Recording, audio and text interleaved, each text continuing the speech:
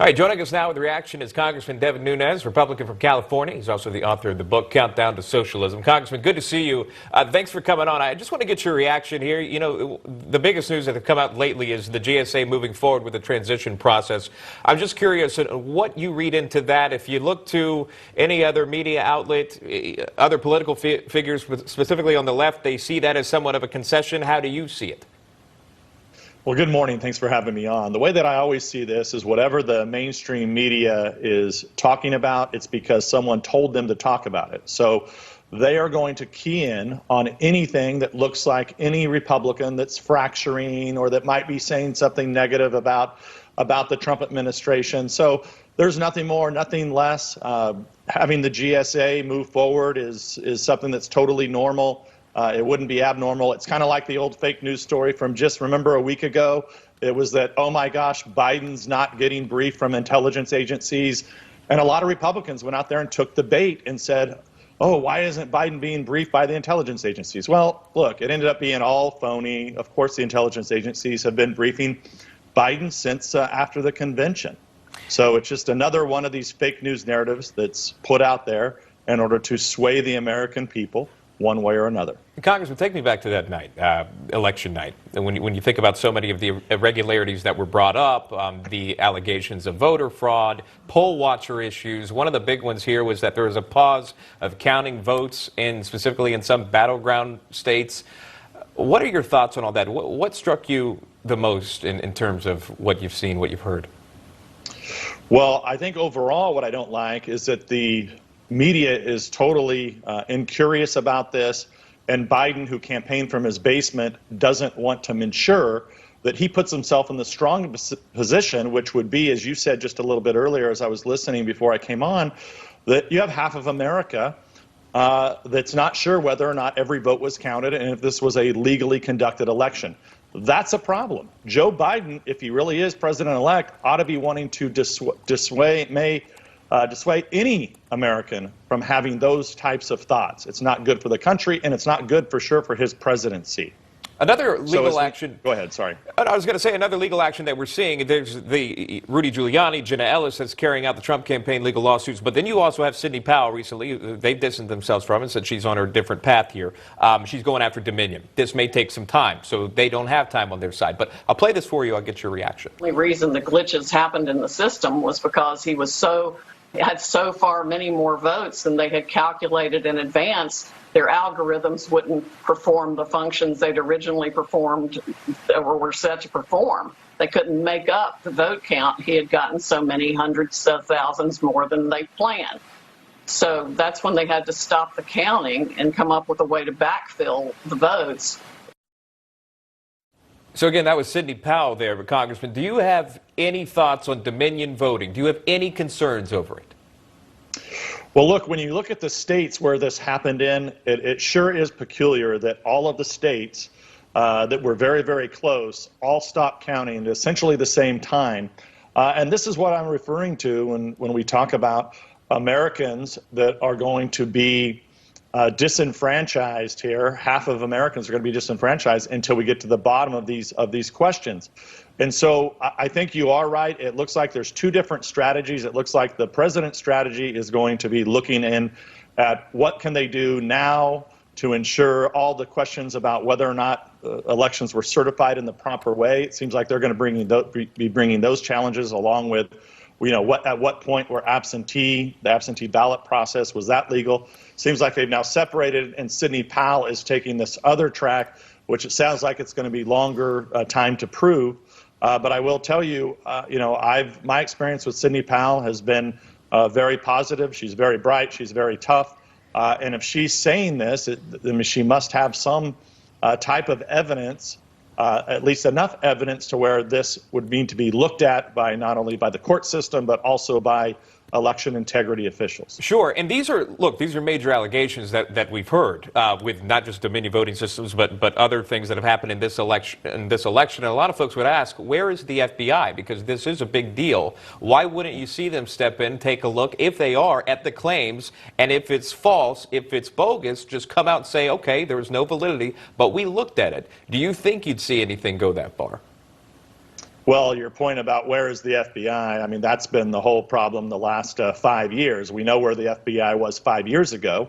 They were using very sophisticated secret laws to spy on Republicans. That's what they were doing 5 years ago. They've done nothing but cover up for 5 years through 2 different directors. And here we are after being dealt with this Russia hoax and the Ukraine hoax, the impeachment hoax, and still no one's been accounted for. And that's why the American people, and I've been saying this now for several years, if the FBI doesn't clean up their act, and DOJ, if they don't clean up their act, and if they think they're going to hide under the old thing of, oh, well, we're going to do an IG report, or, oh, we're going to have a Senate hearing or a House hearing, and we're going to make sure there's going to be a slap on the wrist that this is never done before, that's not going to cut it. And so you're going to see most of the Republicans within the Republican Party are going to say, no, I don't know a Republican in my area or Republican that I serve with, that if the FBI walked in today, I think what they would say is, please leave. Most likely you are doing something nefarious, especially if it's political. You won't want to have anything to do with the FBI. Now, that's a sad state of affairs if that indeed is the case. And that's why this has to be rectified, why we're waiting for this U.S. Attorney out of Connecticut, Durham, to actually do something. And if he doesn't do anything, then we're going to have a special prosecutor. Do you think you're going to, where do you stand with this, with the Durham report? Are we ever going to see anything from the Durham report? Is it just smoke and mirrors? Do you still expect anything coming from that? Well, look, I understood that maybe something didn't need to come right before the election because it could look political, so it could maybe cause a problem with the jury system and that sort of thing.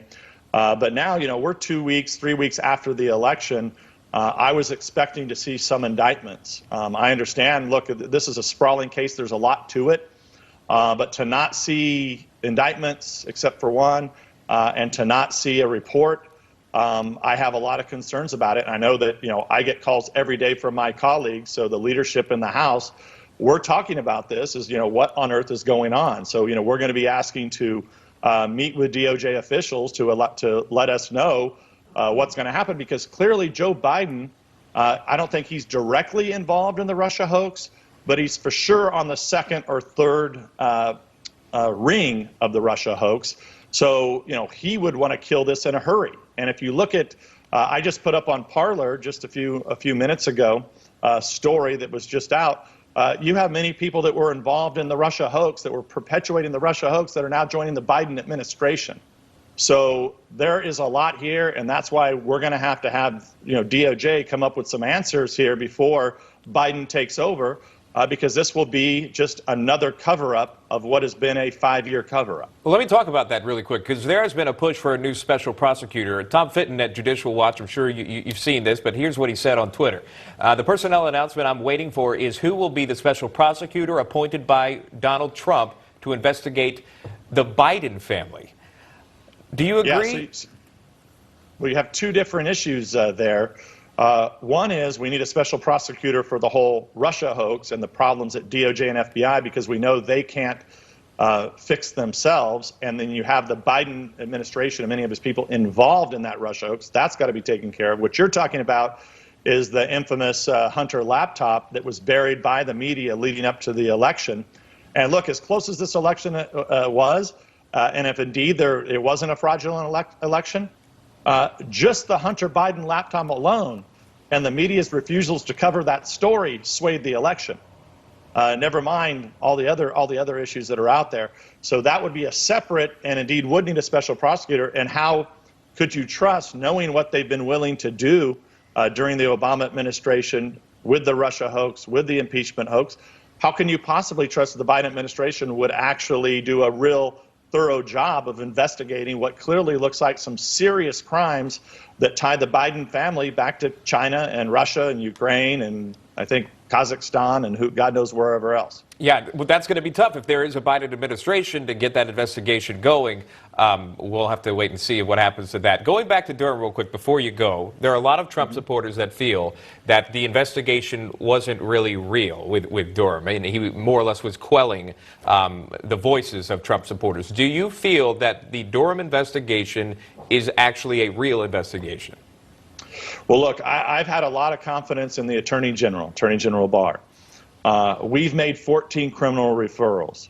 I know just from some of our sources, some of the people that witnesses, the people that we've interviewed in terms of the Republicans in the House of Representatives, some of those have come back to us and said that they have spent time, they've been interviewed.